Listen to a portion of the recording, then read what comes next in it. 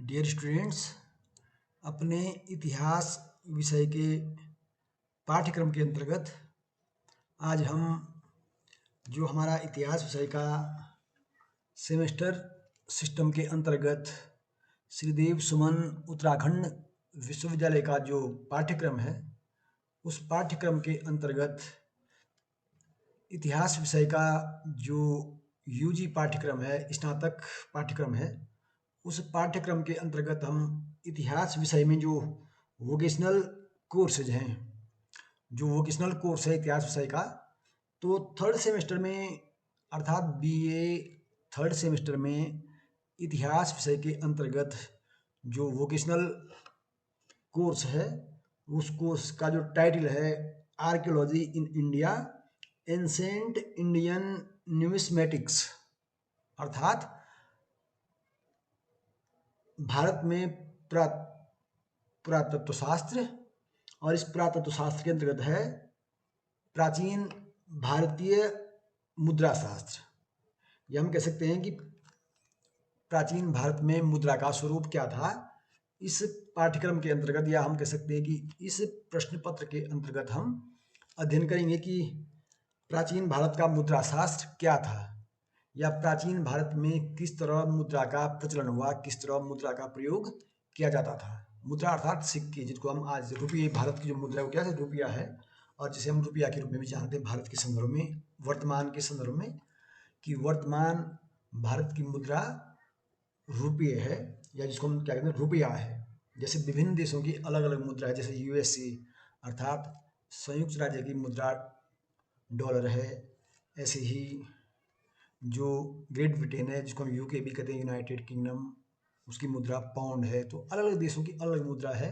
तो ऐसे ही भारत की मुद्रा क्या है, रुपया। ये वर्तमान की मैं बात कर रहा हूँ, लेकिन प्राचीन भारत में मुद्रा का अलग अलग स्वरूप था। अलग अलग काल में अलग अलग प्रकार की मुद्राएं प्रचलित रही हैं। तो इस पाठ्यक्रम के अंतर्गत हम यही अध्ययन करेंगे कि किस तरह प्राचीन भारत में मुद्रा का प्रयोग किया जाता था, और वो मुद्रा किस तरह प्रचलन में थी। थोड़ा सा मैं आपको जो हमारा पाठ्यक्रम है, उस पाठ्यक्रम को आपके समक्ष रखना चाहूँगा। जो थर्ड सेमेस्टर के अंतर्गत जो पाठ्यक्रम है, जो हमारा प्रश्न पत्र है archaeology in India ancient Indian numismatics, अर्थात प्राचीन भारतीय मुद्रा शास्त्र। तो इस प्रश्न पत्र के अंतर्गत हम 4 यूनिट के भीतर इस पाठ्यक्रम को पूरा करेंगे। इस प्रश्न पत्र को हमने 4 यूनिट में बांट रखा है। पहली यूनिट है इंट्रोडक्शन टू न्यूमिस्मेटिक्स, मुद्रा शास्त्र का परिचय, और उस मुद्रा शास्त्र के परिचय के अंतर्गत है numismatography, history of numismatic studies in India, और दूसरा जो बिंदु है numismatic studies, terminology, scope and importance in the reconstruction of socio cultural and economic history. Third point है provenance of coins findings from archaeological excavations and stratigraphic relevance, stray findings hoards private and public collections. और जो चौथा जो point है numismatic as sources of history. तो इसमें हम पहली यूनिट के अंतर्गत इन 4 बिंदुओं का अध्ययन करेंगे। और अभी जो वीडियो या जो अभी अध्ययन हम करने जा रहे हैं, उसमें हम परिचयात्मक रूप से मैं भारतीय मुद्रा शास्त्र को आपके समक्ष रखना चाहूँगा कि भारतीय मुद्रा शास्त्र क्या है, और इसके अंतर्गत हम किस चीज़ का अध्ययन करते हैं, और किस तरह प्राचीन भारत में मुद्रा का प्रयोग किया गया है। इसी बिंदु पर मेरा मुख्य फोकस रहेगा। तो अभी हम ये जानना चाहेंगे कि इसको हम इस तरह भी समझ सकते हैं कि किस तरह जो हमारी एंसेंट इंडियन न्यूमिस्मेटिक्स रहा, इसकी जर्नी कैसे रही, इसका एक कालक्रम कैसे रहा। तो इसको हम ancient Indian numismatics a journey through time, इस टाइटल को भी हम इस तरह डिफाइन कर सकते हैं। Welcome to captivating exploration of ancient Indian numismatics. We will embark on a journey through time, unraveling the fascinating history of Indian coinage From its humble beginnings to its sophisticated evolution, prepare to delve into the world of punch-marked coins, witness the emergence of iconic motifs, and discover the insight these treasures reveal about ancient Indian civilization. जो punch mark की हमने बात की है, जिसको हम भारतीय संदर्भ में क्या कहते हैं, आहत मुद्रा, तो यहीं से हमारी भारतीय मुद्रा की जर्नी यात्रा शुरू होती है, आहत मुद्रा से। यद्यपि आहत जो पंचमार्क सिक्के थे, उससे पहले भी हम विभिन्न प्रकार या विभिन्न स्वरूपों में हम मुद्रा का प्रयोग देखते हैं, और वो मैं आपके समक्ष रखूंगा कि जैसे हम मुद्रा शास्त्र के संदर्भ में ये कह सकते हैं हम कि पाषाण काल में मानव ने कोई किसी भी प्रकार की मुद्रा का प्रयोग नहीं किया, क्योंकि तब विनिमय के लिए केवल क्या था, वस्तु विनिमय, कि एक चीज वस्तु के बदले दूसरी वस्तु, एक वस्तु देना, दूसरी वस्तु उसके बदले लेना, अर्थात एक वस्तु के बदले वस्तु लेना और देना, इसको कहते हैं वस्तु विनिमय। तो प्राचीन काल में हम ये कह सकते हैं कि पाषाण काल में और ताम्र पाषाण काल में वस्तु विनिमय ही क्या रहा, आपसी लेन देन का एक माध्यम रहा। यहाँ तक कि हम हड़प्पा काल में भी बड़े पैमाने पर वस्तु विनिमय को ही पाते हैं कि वस्तु विनिमय ही उस समय क्या था, ज़्यादा प्रचलन में था। यद्यपि कुछ और स्वरूपों में उस संभवतः हो सकता है कि मुद्रा का प्रयोग रहा हो, लेकिन हम प्रमुखतया उस समय क्या पाते हैं, वस्तु विनिमय को ही हम एक लेन देन का प्रकार समझते हैं। तो ये जो अभी हम कि किस तरह प्राचीन काल में क्या था, बार्टर जो सिस्टम था, जो लेन देन का जो सिस्टम था,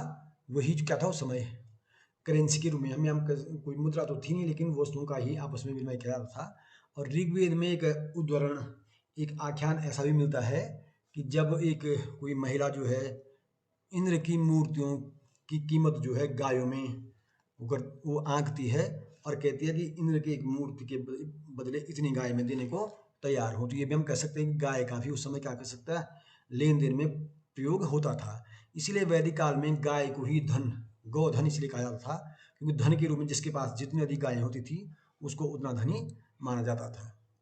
तो अब हम अपने उस पर आते हैं विषय पे कि मुद्रा शास्त्र का जो अध्ययन का इतिहास क्या रहा है। तो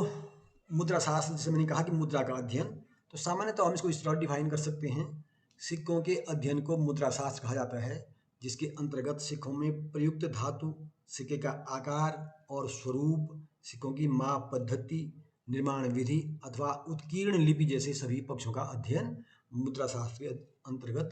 किया जाता है। अर्थात कि कोई सिक्का किस धातु का बना है, तांबे का, चांदी का या मिश्रित धातु का, उस सिक्के का आकार कैसा है, उसका स्वरूप किस स्वरूप में उस सिक्का ढाला गया है, उस सिक्कों की जो मेट्रोलॉजी है, धातु का प्रयोग, उसका वजन, ये तमाम चीज़ें क्या आती हैं, माप पद्धति के मेट्रोलॉजी के अंतर्गत आती हैं। उसकी निर्माण विधि, किस तरह उस सिक्के का निर्माण किया गया, सांचे में ढाला गया है या उसको आहत जो पंच मार्क, उसमें जो चोट करके एक प्रहार करके उस सिक्के का निर्माण किया गया है, उस पर अगर वो सिक्का बात का है, उसमें कोई लिपि कुछ लिखा हुआ है तो वो किस लिपि में लिखा गया है, इन सब का अध्ययन हम मुद्रा शास्त्र के अंतर्गत करते हैं। मुद्रा शास्त्र के अंतर्गत हम ये भी अध्ययन करते हैं कि प्राचीन सिक्कों के रूप में किस तरह आभूषणों का प्रयोग होता था। जैसे मैंने आपको बताया ना कि वैदिक काल में विभिन्न प्रकार के ऐसे सिक्के थे जो एक प्रकार से आभूषण भी थे और उनका सिक्कों के रूप में प्रयोग होता था, जैसे कि निष्क्रिय, हिरण्य, पिंड, शतमान, ये तमाम ऐसे क्या थे, सिक्के थे। फिर आहत सिक्के, मैं आपको एक आहत सभी जानते, आहत का मतलब होता है चोट पहुंचाना। तो आहत को अंग्रेजी में क्या कहते हैं, आहत जो सिक्के उनको कहते हैं पंच मार्क। पंच माने किसको मारना। जब हम क्या करते हैं किसी पर जो चोट पहुंचाते हैं तो उसको आहत भी कहते हैं। तो आहत सिक्के उसी प्रकार के सिक्के हैं कि जिन सिक्कों पर चोट करके या ठप्पा लगा करके उस पर एक आकृति बनाई जाती थी, तो ऐसे सिक्कों को हम आहत सिक्के या उसको पंचमार्क सिक्के कहते हैं। और सिक्कों का जो सबसे प्राचीन स्वरूप है, अगर हम वैदिक काल के निष्क, शतमान इनको छोड़ दें तो हम कह सकते हैं कि जो सिक्के प्रचलन में अलग से स्वतंत्र जो सिक्के हम कह सकते हैं, तो भारत में सबसे पहले जो प्रचलन में जो सिक्के रहे हैं उन सिक्कों के रूप में हम आहत सिक्कों का ही प्रयोग पाते हैं। और उस समय तोल के लिए जो रति जो हम कहते हैं और गुंजिका का प्रयोग किया जाता था। तो ये चीज़ें आपको समझनी चाहिए। अब किस तरह आहत सिक्के बनाए जाते थे, ये उसको जो डाई, जैसे हम बोलते हैं कि सांचा में रखकर जैसे हम ठप्पा मार करके उसको उस डाई से भी क्या सिक्के बनाते थे, या उसको अलग से उसमें ठप्पा लगा कर क्या कर सकते, डाई के अंदर रख दो या क्या कर दो, उसमें चोट लगा, एक जो हमारे पास ठप्पा है उस ठप्पे को मार करके उस पर एक स्वरूप, उसको एक आकृति बना दो, क्या कहेगा, वो कहलाएगा पंचमार्क सिक्का। तो इस तरह पंचमार्क का जो casting, this methods involved pouring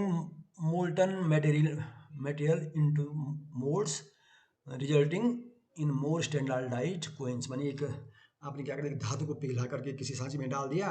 और जिस सांचे में डाला उस सांचा क्या स्वरूप क्या हो गया, उस पर बन गया, ये हो गया कास्टिंग सिस्टम, जो पंचमार्क के जैसे बनाए जाते थे। डाई स्ट्राइकिंग, और this method used a die to impress designed onto metal leading to more detailed and intricate coins. आपने एक डाई बनाई जैसे उसके, और उसके अंदर धातु डाल दी, तो जो सांचा आप जो रखेंगे उस डाई के अंतर्गत वही छाप उस सिक्के पर आएगी। ऐसे ही जैसे प्राचीन काल में जो सिक्के, अन्य जो सिक्के प्रचलन में रहे हैं, वो सिक्के क्या रहे हैं, मैं आपको थोड़ा सा आगे ले गया कि किस तरह पंचमार्क सिक्के जो थे, वो मैंने आपको बता दिया पंचमार्क सिक्के क्या होते थे, उन पे जो मार्क क्या था या जो चोट की जाती थी, उसके बाद जो उस पर जो छाप, जो ये निशान जैसे ठप्पे का जैसे बन गया, ये निशान बन गया, ये निशान बन गया, ये क्या, ये सब पंचमार्क कोइंस हैं। डिस्टिंक्ट मार्किंग मानी विशिष्ट चिन्ह बनाना, प्रत्येक जो राज्य या जो भी राजवंश या जो भी घराना अपना सिक्का ढालता था, वो अपना एक विशिष्ट चिन्ह जो है उस ठप्पे पर खुदवा करके और उसको सिक्के पर ढाल देता था। तो ये क्या कहलाते, पंचमार्क सिक्के। अब जैसे मैंने कहा कि भारतीय मुद्रा शास्त्र को हम किस रूप में, कैसे भारतीय मुद्रा का विकास हुआ, तो जैसे मैंने कहा कि पाषाण काल में केवल क्या था, वस्तु विनिमय होता था, और ये वस्तु विनिमय आपको ताम्र पाषाण काल तक ऐसे ही प्रचलित रहा। हाँ, अवश्य ऋग्वेद में मुद्रा के लिए जैसे निष्क ग्रीव, जिसको स्वर्ण आभूषण, सोने के जो आभूषण थे, हिरण्यपिंड, शतमान तथा पाद, इन शब्दों का जो है जो ये गहने भी थे, और इनका प्रयोग जो है सिक्कों के रूप में भी किया जाता था। मुद्रा, सिक्कों ने कहेंगे उसको मुद्रा के रूप में इनका प्रयोग किया जाता था। इसलिए जो ये निष्क ग्रीव, हिरण्यपिंड, शतमान, पाद, जो ये आभूषण भी थे और इनका प्रयोग मुद्रा के लिए भी किया जाता था। तो इसीलिए इनका प्रयोग दोनों के संदर्भ में किया जाता था, मुद्रा के लिए भी और आभूषण के लिए। इसलिए इनको पूर्ण रूप से सिक्कों की श्रेणी में नहीं रखा जा सकता, इनको पूर्ण सिक्का नहीं माना जा सकता। क्यों? क्योंकि एक तरफ हम इनका प्रयोग गहनों के लिए कर रहे हैं, आभूषण के लिए, और दूसरा प्रयोग इनका किस लिए कर रहे हैं, मुद्रा के लिए। तो ये दोनों क्या थे, मिला जुला रूप था। तो इसलिए इनका प्रयोग जो है स्वतंत्र सिक्कों के लिए नहीं किया जाता था, तो इसलिए इनको हम सिक्कों की श्रेणी में नहीं रख सकते हैं, विद्वानों का यही मानना है। उसके बाद हम पाते हैं कि अष्टाध्यायी, जो पाणिनि की अष्टाध्यायी है, तो पाणिनि ने अपने अष्टाध्यायी में विभिन्न प्रकार की, और साथ ही बौद्ध ग्रंथों में भी विभिन्न प्रकार के सिक्कों का उल्लेख हुआ है। जैसे कारसापण, जिसको कहापण कहा गया है बौद्ध ग्रंथों में, निष्क, शतमान, पाद, विंशतिक, त्रिंशतिक, सुवर्ण आदि शब्दों का जो सिक्कों के लिए प्रयोग हुआ है। तो हम ये समझ सकते हैं कि किस तरह सिक्कों का विकास, मुद्रा शास्त्र का विकास भारत में हो रहा था। साथ ही साथ जो भारत में जो सिक्कों के वजन की जो इकाई थी, उस इकाई के रूप में हम किसका प्रयोग करते थे कि एक जो रति कहलाती है, रति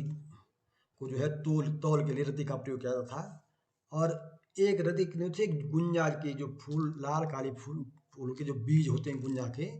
उन बीजों के एक बीज के बराबर एक रति माना जाता था। और इस तरह रति को हम जो है तौल के लिए प्रयुक्त करते थे उत्तर भारत में। और दक्षिण भारत में मंजाड़ी नाम के जो, मंजाड़ी और कलुंज, जो दो प्रकार के जो बीज होते थे पुष्पों के बीज, उन, या हम कह सकते हैं मंजाड़ी और कलुंज, दो प्रकार के जो बीजों का प्रयोग दक्षिण भारत में तौल के लिए किया जाता था। और अभी मैंने आपको बताया था कि किस तरह डाई के द्वारा और या आहत एक चोट मार करके किस तरह सिक्कों को ढाला जाता था। अब हम ये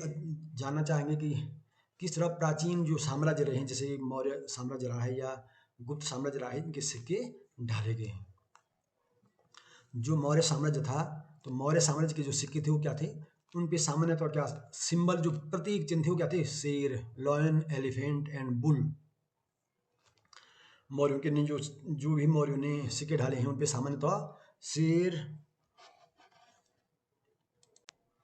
तो जैसे मैं कह रहा था कि मौर्य काल के सिक्के क्या हैं, उन सिक्कों पर जो है शेर, हाथी और बैल के निशान बने हुए हैं।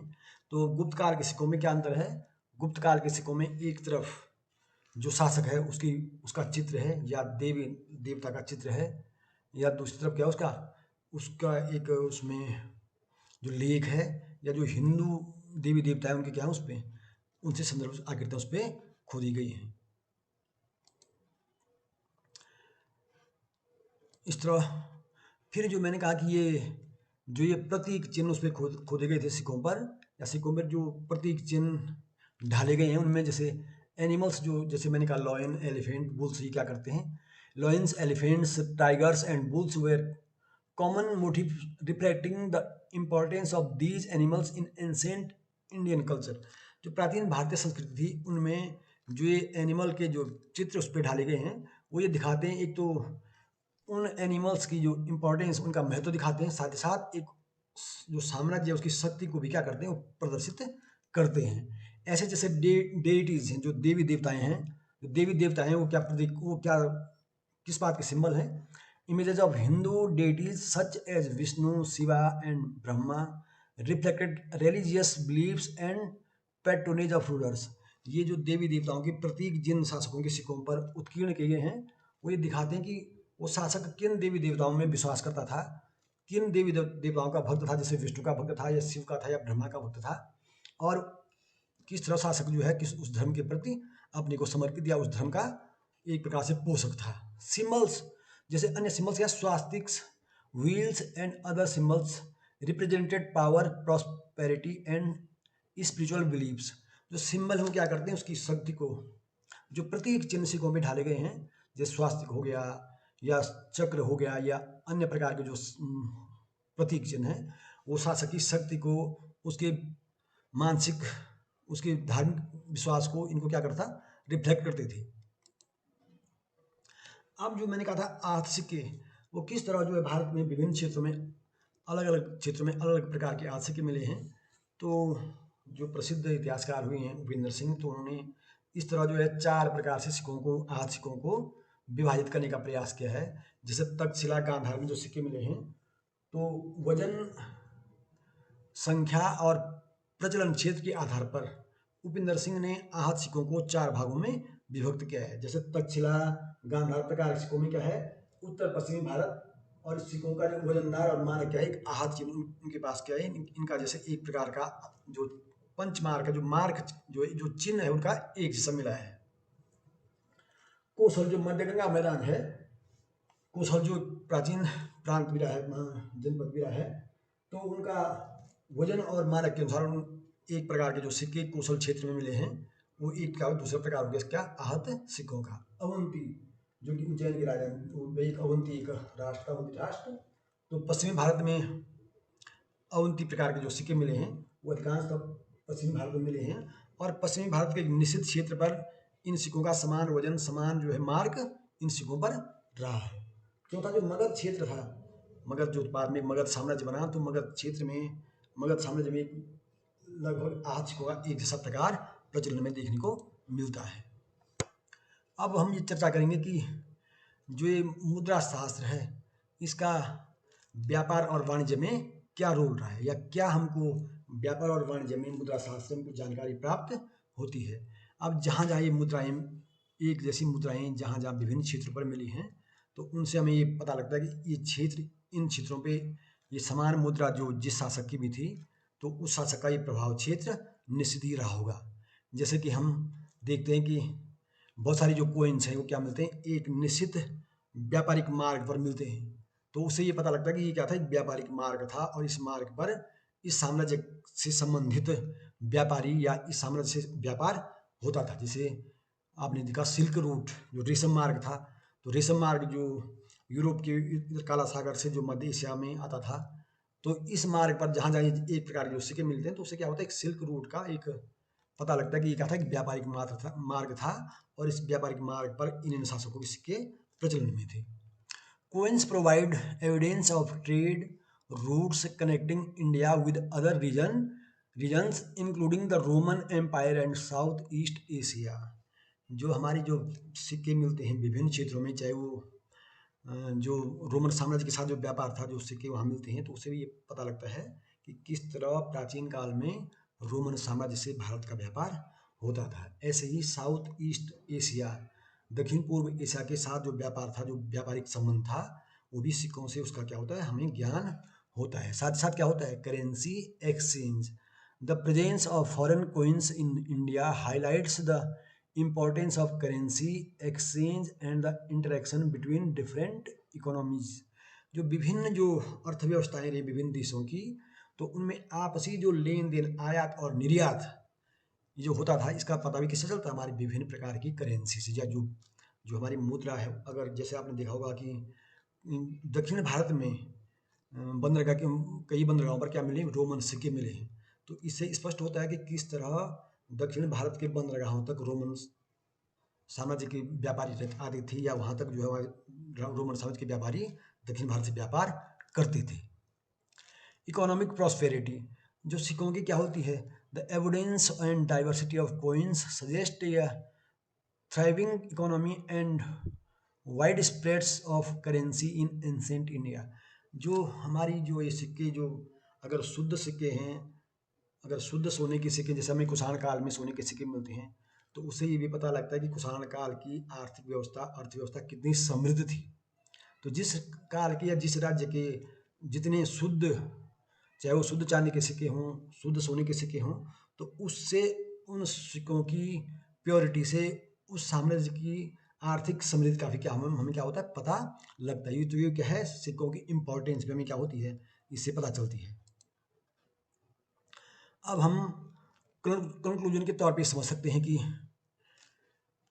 आप समझ सकते हैं कि किस तरह जो है मुद्रा शास्त्र का या मुद्रा का अध्ययन हमें हमारी प्राचीन जो भारतीय अर्थव्यवस्था थी उसके बारे में हमें जानकारी मिलती है, और ये पता लगता है कि हमारे धार्मिक विश्वास क्या थे, हमारे जो साम्राज्य रहे हैं उन साम्राज्यों ने किस तरह, वो किस देवी देवता या हम कह सकते हैं किस धर्म के समर्थक थे, किस धर्म का उन्होंने पोषण किया, उनकी अर्थव्यवस्था कैसी थी, किस तरह उन्हें भारतीय अर्थव्यवस्था समृद्ध किया। इन सब का हमें क्या होता है, पता लगता है किससे, मुद्रा शास्त्र के अध्ययन से। साथ ही साथ आप ये भी देखते होंगे कि अभी हम नेक्स्ट वीडियो में जब आगे दूसरी यूनिट पे आएंगे तो हम ये भी बताएंगे कि किस तरह इंडो ग्रीक, जो हिंद यूनानी कहते हैं, कि जो हिंद यूनानी जो शासक हुए हैं, किस तरह उन्होंने भारत में एक सुडौल सिक्के, या हम ये कह सकते हैं एक शुद्ध प्रकार के, हम ये कह सकते हैं कि सिक्कों का अब जो एक निश्चित स्वरूप, उस पर निश्चित चिन्ह और निश्चित आकार जो सिक्के ढालने शुरू किए, तो इनका जो हम आरंभ पाते हैं इंडो ग्रीक शासकों के काल से। हम ज़्यादा स्पष्ट जो हम सिक्कों को सुडौल आकार के सिक्के में प्राप्त होते हैं, वो कहाँ से होते हैं, हिंद यूनानी शासक, या जिनको हम कहते हैं इंडो ग्रीक। अब आपको थोड़ा मैं समझा दूँ कि इंडो ग्रीक को कहते हैं, कि आपको पता है कि भारत पर जो यूनानी आक्रमण हुआ था, तो यूनानी आक्रमण के बाद जैसे सिकंदर तो वापस चला गया, परंतु उसका जो सेनापति था, उसके जो विभिन्न प्रांतों के जो प्रांतपति थे, वो भारत में ही रह गए, और भारत में रहकर ही उन्होंने क्या क्या शासन किया, और भारत में उनके संबंध, फिर वैवाहिक संबंध क्या भारतीय में हो गए, और कालांतर में ये क्या हो गए, ये शासक भारत के ही हो गए। यद्यपि ये क्या थे, मूल रूप से तो ये यूनान के थे, लेकिन बाद में इनकी जो संतति हुई वो भारत में पैदा हुई, तो ये क्या कराई, बाद में इनकी संतति क्या कराई, भारत यूनानी, या इनको कहते हैं हिंद यूनानी या इंडो ग्रीक। तो इन्होंने जो सिक्के ढाले, उन सिक्कों से क्या हुआ, एक सुडौल आकार के सिक्के या लेख युक्त सिक्के ज़्यादा प्रचलन में आए। तो यहाँ से हम क्या कर सकते हैं, इंडो ग्रीक जो शासकों को सिक्कों की मुद्रा शास्त्र के रूप में एक महत्वपूर्ण समझते हैं, और यहाँ से हम क्या सकते हैं, एक मुद्रा शास्त्र का एक हम क्या कह सकते हैं, एक निश्चित स्वरूप आगे हमें देखने को मिलता है। बाद में हम देखते हैं कि कुषाण शासकों ने भी बड़े पैमाने पर स्वर्ण सिक्के जारी किए, और साथ ही साथ उन्होंने यद्यपि चांदी के सिक्के भी जारी किए, और उनके जो कुषाण शासकों के सिक्कों पर जो चिन्ह थे, जैसे उन्होंने ब्राह्मण, बौद्ध, ग्रीक, रोमन जो विभिन्न जो देवता थे, उन देवताओं के चित्र अपने सिक्कों पर अंकित किए, और साथ साथ विभिन्न प्रकार की लिपि, जैसे यूनानी लिपि का भी, ब्राह्मी लिपि का भी और खरोष्टी लिपि का भी क्या उन्होंने प्रयोग किया अपने सिक्कों पर। इसके बाद हम देखते हैं कि बड़े पैमाने पर भारत में विभिन्न जो जनपद थे, जो गणराज्य थे, जो छोटे छोटे गणराज्य थे, जैसे अर्जुनायन, योधी, मालव, जैसे विभिन्न प्रकार जो गणराज्य थे, इन गणराज्यों ने क्या किए, अपने अपने सिक्के जारी किए। और आपको एक बात और बता दूं उत्तराखंड के संदर्भ में, कि हमारे उत्तराखंड में बड़े पैमाने पर कुलीन शासकों के सिक्के मिले हैं। और कुलीन शासकों के सिक्के इतने प्राचीन हैं कि भारतीय मुद्रा शास्त्र में प्राचीन काल में के सिक्के माने जाते हैं, कुलीन शासकों के सिक्के, जो कि लगभग प्रथम और दूसरी सदी ईसा पूर्व के जो सिक्के मिले हैं कुलीन शासकों के। और ये बड़ी एक अच्छी बात है कि आपको ये जानकारी भी होगा कि अल्मोड़ा में जो सिक्के प्राप्त हुए हैं कुलीन शासकों के, वो प्रथम शताब्दी ईस्वी पूर्व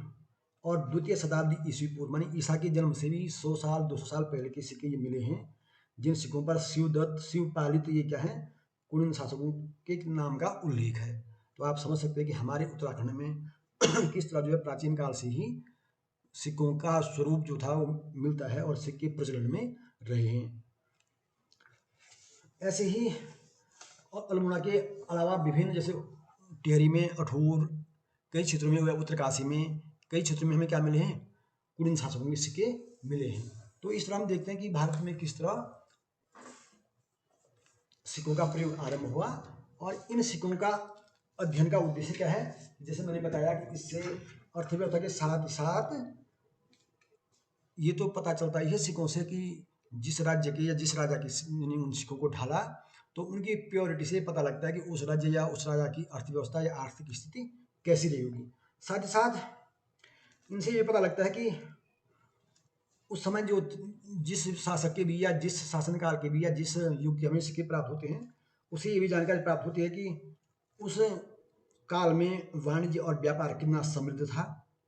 और साथ ही साथ उस समय जो राज्य की आर्थिक स्थिति वह कैसी थी। जैसे कि कुषाणकालीन जो सिक्के से कुषाण काल में जो सिक्के प्रचलित किए गए, और उससे क्या होता है, हमें कुषाणकालीन सिक्कों से कुषाण साम्राज्य का विस्तार, उस साम्राज्य की वाणिज्य और व्यापार की समृद्धि का भी बोध होता है। जैसे सातवाहन शासकों के जो सिक्के मिले हैं, तो सातवाहन शासकों के सिक्कों पर जो जहाज के जो दृश्य मिले हैं, तो उससे ये अनुमान किया जा सकता है कि सातवाहन वंश का व्यापार कितना समुद्र तक, या सातवाहन साम्राज्य का व्यापार निश्चित ही समुद्र के रास्ते भी व्यापार होता था, उसका समुद्री व्यापार काफी व्यापक था। साथ ही साथ जैसे रोमन सिक्कों की प्राप्ति से ये स्पष्ट होता है कि भारत और रोमन के बीच निश्चित ही बड़े गहरे व्यापारिक संबंध थे। और एक और जानकारी जिसमें मिलती है, जैसे विभिन्न श्रेणी जो व्यापारिक संगठन थे, उन्होंने भी जो अपने सिक्के ढाले हैं, जो उन्होंने मुद्राएं जारी की हैं, तो उनसे ये पता लगता है कि वो जिस व्यापारिक संगठन ने अर्थात जिस श्रेणी ने उन सिक्कों को ढाला है, उस श्रेणी का व्यापार अर्थात उस व्यापारिक संगठन का व्यापार कितना समृद्ध था। तो इस तरह क्या होता है कि सिक्कों के आधार पर हम जो जारी करने वाले राज्यों की आर्थिक स्थिति का भी अनुमान लगाते हैं कि वास्तव में उसकी आर्थिक स्थिति कैसी रही होगी। यही नहीं, जो सिक्कों की गुणवत्ता, जैसे मैंने पहले भी कहा कि सिक्कों की जो प्योरिटी है, उसके आधार पर उस शासक की वित्तीय स्थिति का, जैसे मैंने कहा था कि उसकी आर्थिक स्थिति का हमें क्या होता है, ज्ञान होता है। जैसे कि हम पाते हैं कि गुप्त काल के उत्तरार्ध में आर्थिक स्थिति की अवनति दिखी जाती है। गुप्त काल के बाद क्या हो गया था, अर्थव्यवस्था थोड़ा डावाडोल हो गई थी। ये किस आधार पर पता लगता है कि उसके बाद जो गुप्त काल के बाद जो सिक्के ढाले गए, सोने के जो सिक्के ढाले गए, उनमें क्या थी, मिलावट ज़्यादा थी, अर्थात उनकी प्योरिटी क्या थी, कम थी। तो इन सब की जानकारी हमें किससे मिलती है, सिक्कों से मिलती है। तो आप समझ सकते हैं कि सिक्कों के अध्ययन का महत्व कितना महत्वपूर्ण है। सिक्कों का अध्ययन और इतिहास में या ऐतिहासिक स्रोत के रूप में सिक्कों का महत्व क्या है। एक महत्वपूर्ण बात ये भी है कि प्राचीन काल के सिक्कों में सामान्यतः तिथि अंकित, बहुत कम सिक्कों पर तिथि अंकित हैं। और जैसे जिन छत्रप, जो ये शक छत्रप हुए हैं, उन शक छत्रपों के सिक्कों पर क्या है, तिथि अंकित है। इससे क्या होता है, जिन सिक्कों पर तिथि जो अंकित की गई है, उन सिक्कों से हमें उस शासक के शासनकाल की अवधि भी क्या होती है, ज्ञात होती है कि उसका शासनकाल कब उसने शासन किया, किस युग में उसने शासन किया, इस पर भी प्रकाश पड़ता है। और हमें उस शासन के सिक्के जारी करने वाले शासक के बारे में उसकी समयावधि की जानकारी प्राप्त होती है। तो इस तरह हम क्या समझ सकते हैं, इस तरह हम समझ सकते हैं कि सिक्के क्या हैं, सिक्के हमारे साथ ही साथ क्या है, राज के संवादों के संवाहक भी हैं। सिक्कों से सम्राट की जो रुचि है उसका भी पता लगता है। जैसे आपने देखा हो समुद्रगुप्त के सिक्कों पर जो है वीणा प्रकार के सिक्के या विभिन्न धनुर्धर प्रकार के सिक्के हैं, तो उससे सिक्कों से क्या होता है, उसकी अभिरुचि का भी पता चलता है। तो इस तरह हम समझ सकते हैं कि जैसे विभिन्न गुप्त शासकों ने अश्वमेध यज्ञ या विभिन्न प्रकार के यज्ञों के सिक्के निर्गत किए हैं, यज्ञों के चिन्ह वाले सिक्के निर्गत किए हैं, तो उनसे उनके धार्मिक विश्वास का भी हमें ज्ञान होता है। तो इस तरह हम समझ सकते हैं कि सिक्कों का हमारे इतिहास के लिए कितना महत्व है। हम अगले वीडियो में से आगे जो हमारी अगली यूनिट है, अगला जो टॉपिक है उस पर अध्ययन करेंगे। धन्यवाद।